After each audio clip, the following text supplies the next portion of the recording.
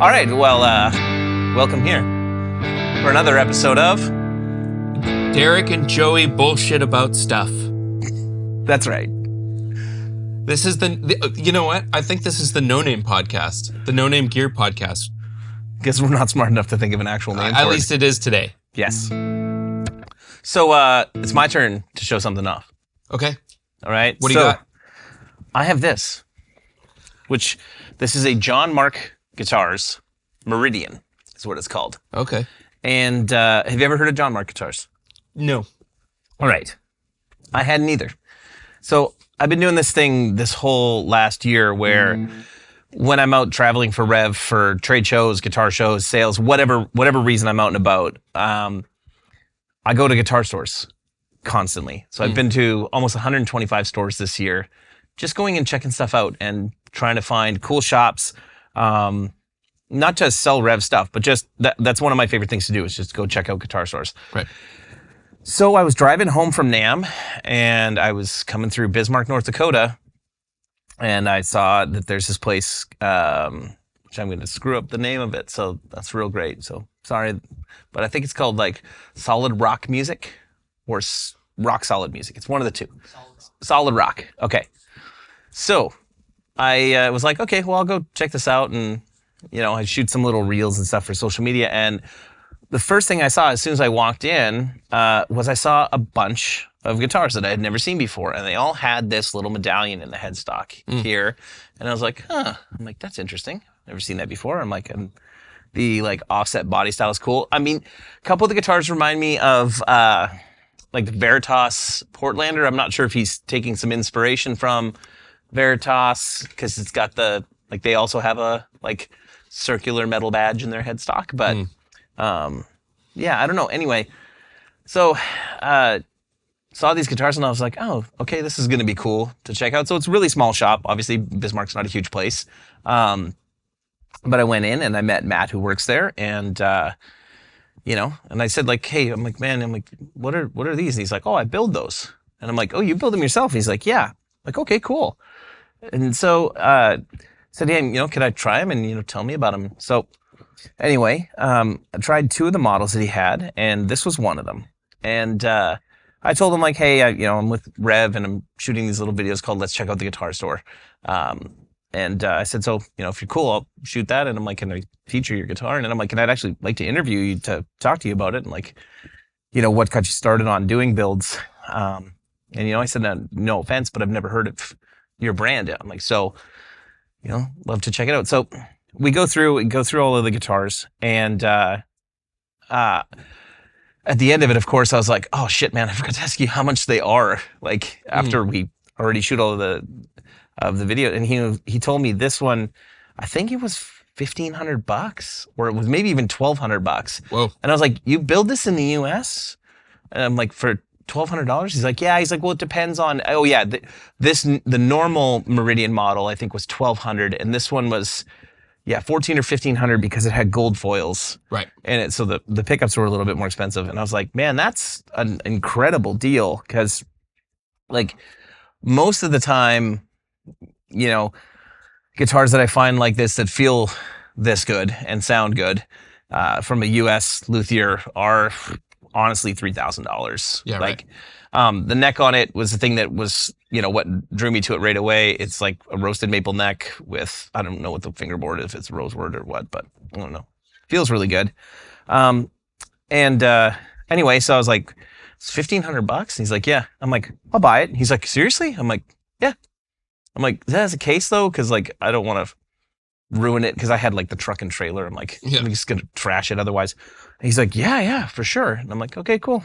So I bought it. And this is the first guitar that I have gone into a store and bought that I didn't know, like I didn't know of it beforehand. I wasn't looking for a guitar. I just walked in and was like, this is awesome. How much is it? Okay. I'll take it. I'll take it. Yeah. Which I never do. Normally it's something like, Dorian, who works for us, comes in and says like, oh, you need a 91 Les Paul. And I'm like, 91, who cares about that? And then all of a sudden I start buying 91 Les Pauls. Now he's got 12 91 Les Pauls listed on Revv. So if you want one, should do that. Dorian's going to buy them all if I do that. But yeah, so it was the first guitar that I was like, Yeah, no, I'll buy that, and yeah, and it's really cool. Like I said, it's got gold foils. The body style, I like that it's unique. I mean, I know a couple of brands that have something similar, right? Like Balaguer's got something kind of in the same like body style, but I mean, lots of people have that. Fernandez used to have something that was kind of not far from this as well. Right. But yeah, man, that was I like the way it looks. I find it pleasing to look at. yeah, I like the color. You know, I mean, you can tell like part of the reason it's not expensive. I don't know how well you'll be able to see this on the YouTubes, but it's none of this is filled, so like you can see all of the wood grain, and like Sure. the paint is obviously, you know, not an expensive paint job, Yeah. but it looks good, Yeah. and Yeah, most it's a great importantly, looking guitar. it feels great. You want to try it? Yeah. Yeah, you can. Yeah, I'll trade you. That wasn't awkward at all. Yes. No. I forgot what I was doing. Sometimes I forget where I am. You're in Grand Point. Oh, that feels great. Yeah.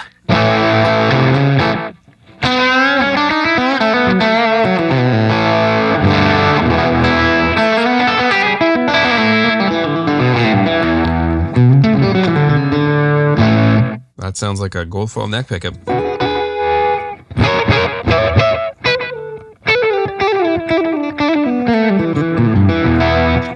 Do you know who makes the pickups? No idea.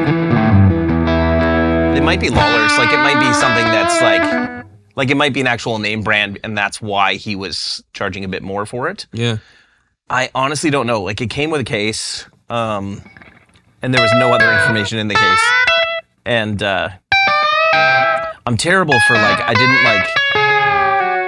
didn't go back and ask him a ton of information because honestly, for the most part, like things like what pickups are in it, I don't really care about that. Like I typically, if it sounds good, okay, cool. This is what this has, and it sounds cool. Yeah. I probably should care more.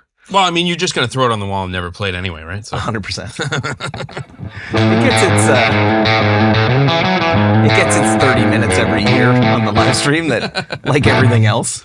this is a fantastic feeling guitar. It is, and I loved like kind of sitting and chatting with him because I mean, I could tell right away that the fact that like that was the thing that I asked him about as soon as I walked into the store and made his day because he has other guitars and other stuff, and the fact that I mean he didn't know, like he didn't know who I was or. Like, not that anybody knows who I am, but like, it's not like he was like, oh, you're in the industry and you're doing this. It's just a customer walked in and immediately was like, hey, this is cool. Yeah. And you made it. So, yeah. And as somebody who works in manufacturing gear, like there is no better feeling than when any guitar player, doesn't matter if it's somebody that's well known or not, whenever any guitar player is like, oh, hey, tell me about this. Like one of my favorite things to do when I'm out at guitar stores, if I'm at a store that has Revv in the store and there's a customer playing it, I'll go talk to them and I won't tell them who I am. And if they don't watch our live streams, they'll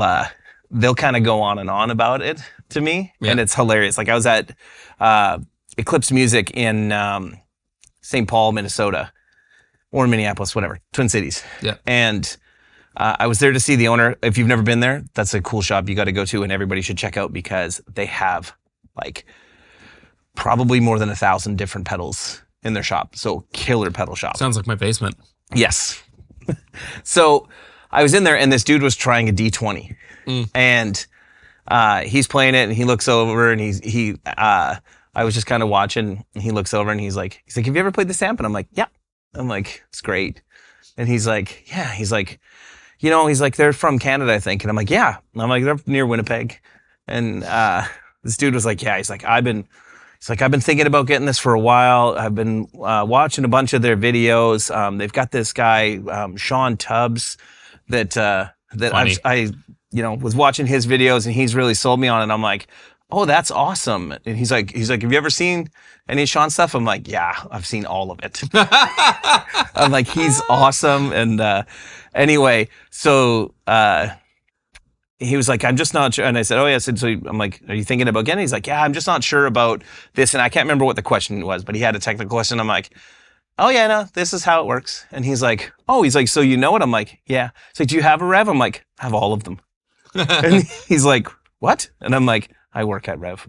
That's I'm like, so funny. You let the cat out of the bag? Yeah, I will after a bit, but like it is one of my favorite things to be in a store because then you just get to naturally see what people actually think about the thing that you produce, which is a ton of fun. What I like to do is go to karaoke nights and then request my songs, and then they are like, we don't have that song. Could you imagine if they had like the bros on jukeboxes at bars? God, it'd be just so boring. You could just load up the box with all your own tunes. When I played with Emerson Drive, I've told this, I was thinking about this actually. I've told this story so many times, I don't actually remember if I was in fact there or not. But I've told it so many times that I feel like I was, but I think it's entirely possible that I was not there for this story, but I'll tell it like I was. Okay. Because this is how I've told it a million times. We were playing. I played second guitar in Emerson Drive in their Canadian version of their touring band for a short amount of time, and they're lovely guys. And they got up and sang their big. They had a big #1 hit all around the world. This tune, Moments. Okay. And they got up and sang it we were in somewhere in northern BC.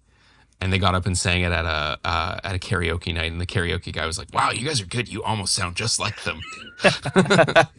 That's awesome. And so yeah, my version of that is, "Hey, you got this by the Brothers Landreth?" And they'd be like, "No." The Who? And I'd be like, "Okay, cool. Yeah. I guess I'll just do White Wedding." Nice. Yeah. Anyway, I don't know any of the specs on that guitar because I'm well, really terrible. I can tell you by looking at it that it's made of wood. Yes. And not wool. Okay. It's got 2 black knobs, and then 2 pickups. I do have a criticism of that guitar and of all guitars that do this. What do you think of these things? I hate these things. Yeah, these they poke you in the fingers. All they do is they cut my hands just constantly. I do like how they look, though. Yeah. But yeah, they're little knives. I also just don't need them because, to be honest, I honestly probably don't need the tone control on any guitar that I own. Which, yeah, I'm shaking. Oh.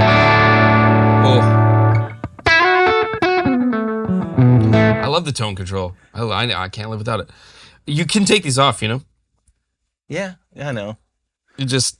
Well, yeah. No, I'm not gonna... Remember what I said about pickups? Yeah. Yeah, I feel the same about that. I like this guitar a lot. I'm trying to see if I can find the spec sheet on his website. It looks like mahogany. Yeah. Oh. Let's see. Or 25.5-inch scale. But it also knew it. Yeah, but it also lets you choose, so maybe it's not. I can never tell. And people are like, "What scale length do you like?" I'm like, I don't know. Who cares? I know so many people care. So many people care. But it's the same thing with neck size for me. Is like I do know, like I can tell the difference in scale length. That's obviously a different thing. But like if something is Fender scale length, I play it a little more like a Fender, and if something is Gibson, I'll play it a little more like you know what I mean? I don't get into that. I can't. The one thing that I do have is I have an old Supro. Hello, come in. Just kidding. I have an old Supro that is really short scale. Okay. And it's awesome. It's a little weird to play, but it's fantastic. It's actually not mine. My buddy Kevin has loaned it to me, and I owe him some money for it, and I'll pay him eventually. Nice. I'm a bit of a deadbeat dad when it comes to paying people.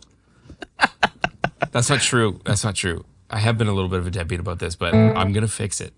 You're selling all your stuff on Reverb. I got stuck in a feedback loop. I had no idea how to get out. This guitar is very, very cool. Yeah, big fan, and Matt was super, super kind dude. So I bought it. I left his shop. I called my wife and was like, she's like, so how's it going? I'm like, good. I just bought a guitar. And she's like, why? And I'm like, well, and then I told her like why, and she was immediately like, that's awesome. Because like you're supporting just some random dude. And I'm like, I wasn't like trying to be nice. I'm like, it's actually really great. So I actually left his store and I got a block away. And then you went back and tried to return it and he was gone. I turned around and went back and I said, hey, some advice for you. I'm like, $1,500 for this guitar is too cheap. I'm like, you're actually going to have people who are going to think that it's not as high of a quality of instrument as it is because of your price point. I'm like, I'm not telling you that to tell you that you should charge $2,500 or $3,000 like other people are. I'm like, just so you know, I 15 or even 1750. yeah, I said like $2,000 ish. I'm like, I still would have bought the guitar from you for $2,000. I'm not going to give you that $2,000 because I already paid you. But I'm like, but you know, I said Consider just this business advice for free. Normally, I charge about $500-600 Yeah, for exactly. consulting. So no, I was just like, you should know that what you're building is actually really great and does hold up against any other guitar that I play that's in that like $2,000 to $3,000 price point. So, well, and you know what? When it like for me, especially on the gear side of things, relationships are really important to me. You know, yeah, and there are some products out there that I don't mess around with because I know either someone else I know has had a bad experience or you know, things like that. Or there are some things that I do love to use that aren't the best at what they do, but because the story of how I came to said thing, I mean, it's not like I use anything that I don't want to. Sure. I'm never going to use something that stands in the way of creativity for me. For me, when it comes to gear and everything, it's all just a medium to contribute to making art. And that's like, at the end of the day, that's the most important thing to me. As much as I love gear, I don't use anything that will stand in the way of creating something. right. But I will sometimes use something that's like, this other version of it, you know, somebody makes a yada yada that does it a little better. The controls are a little better laid out, or the functions are better. But my friend made this, and I love my friend. Yes. And and every time I use this product that my friend made, I'm gonna think about my friend. You know, and that's important to me. And so I feel like this guitar has a little bit of that for you too. I mean, it's a great instrument. It's super resonant, very comfortable. Yes. You know, maybe these little blades can go, but Yeah. One day I'll be not lazy and I'll do that. I'll take them off for you one time. Okay. And you'll never, and then you'll just be like, That's Joey, such a good dude. What a guy, eh? What a bod. Just in Holy. here, just making everything just tickety boo for me. It's just perfect. just coming in here laying some beauty dust down. Oh, Holy. dude. 100%. Man, the Americans are going to go Honestly. crazy. They love it when we do that. Yeah, exactly. That's actually, I've been thinking about that. That's actually how I talk. And this is me like code switching for the internet. Yeah. For the most part. I mean, it's mostly Manny and Dory and I in here, like whenever we're doing any sort of video stuff. But when any of us walk in here, everything is super Canadian the second we walk in. And there's no cameras rolling. It's just... The second I That's step just- into an international airport, I switch into this other character Yeah. because I just don't want to talk about it. Yeah. Well, we get poked fun at. I'm sure you're the same. Like at the NAMM show, it is just constantly, you know, they hear us say roof or they hear us say any House. Yeah, house. Yeah. Yeah. To be honest, I'm fucking sick of it. And I'm no longer nice about it. Like, and I will make it uncomfortable if somebody like points out my accent, and I'll just go, can we just talk about something else other than that? Really? I hate it. Oh. Because it's like, I've been touring around the world for 20 years. And you know, the only place that makes fun of the way you talk is America? America. Yeah. And it's like, sometimes you can't actually have a conversation with somebody because they're just like, oh, you guys say a boot. And I just find it like, it just, you know, this is not, I'm doing the thing that I do. Is I just get annoyed. I'm like, we could sit around and make fun of how I talk, or we could have a genuine conversation, which would be nicer for me. Because I've had this conversation literally thousands of times. I would way rather sit around and make fun of each other. There you go. Yeah. No, I never get annoyed with it because we ham it up here all the time, because I think it's funny. Because I think... Oh, for sure. I think that we sound ridiculous, and the things that we say here are often ridiculous. For sure. And I think that's a different thing. What drives me nuts is like when somebody's like, hey, so what do you think about this? And you're like, well, you know, when I go back to my house, and they're like, you said house. And I'm like, oh, okay, well, let's talk about that instead. How about, you know, that's the thing. That's true. When you're goofing around, that's a different thing. I also don't tour the world. I tour nowhere. I Yeah. go to the NAMM show and Yeah. to guitar stores. That's true. So That's fair. yeah, little bit different, but yeah. Also, sidebar for any of you that see Joey while you're out, just make sure you talk to him about how he says all the Canadian words. Yeah, see what happens. Yeah. The other one that drives me nuts is if I ever go, oh man, I'm kind of cold, and somebody will go, but you're Canadian. Like, yeah, we have fucking heaters Yeah. that are on. Okay, sorry. dude, I'm using this to push my own agenda, which is anti-Canadian discrimination, which is not a thing. Dude, it is so cold here. I was in Toronto, and then I flew back here, and I got off the plane this morning, and it's like minus 10 Celsius here when I got off the plane. Yeah, it's getting and it cold. was above 0 in Toronto. I know. And I was like, oh, it's not. I'm like, it's not even actually cold yet. Like No, here, it's not. and I'm like, I got off the plane, and my wife was like, "So you got to go to Florida in a few weeks, right?" And I'm like, "Yeah." She's like, "I'm coming." I'm like, "Yeah, I gotta." Shit, maybe I don't know. Yes, honey. Yes. Yeah. Yes. Yes. As long as we don't have to take all of our children, then we're good. But yeah.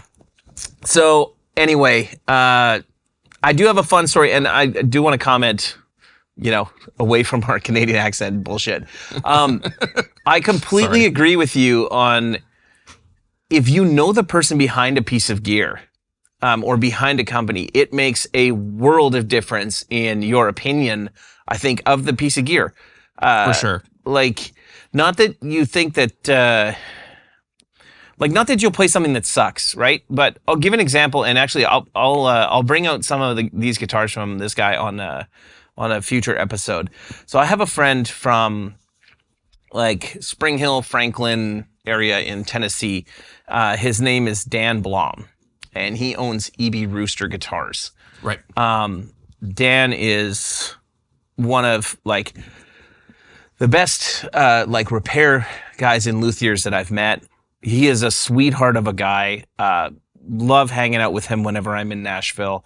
And he builds guitars called EB Roosters. And I met him at the Dallas Guitar Show one year. And for all intents and purposes, they are they're parts casters. He does all of the work himself, but their Strats and Tellys is primarily what he builds. And to be honest, there are probably 50 people in the US that build really great parts casters. So I'm not saying parts caster as a derogatory term, right? Yeah. But what sets Dan apart from me, because all of the guitars, whether it's a Nash or a Bluesman or a Sir or anything like that, what sets them apart is how they feel.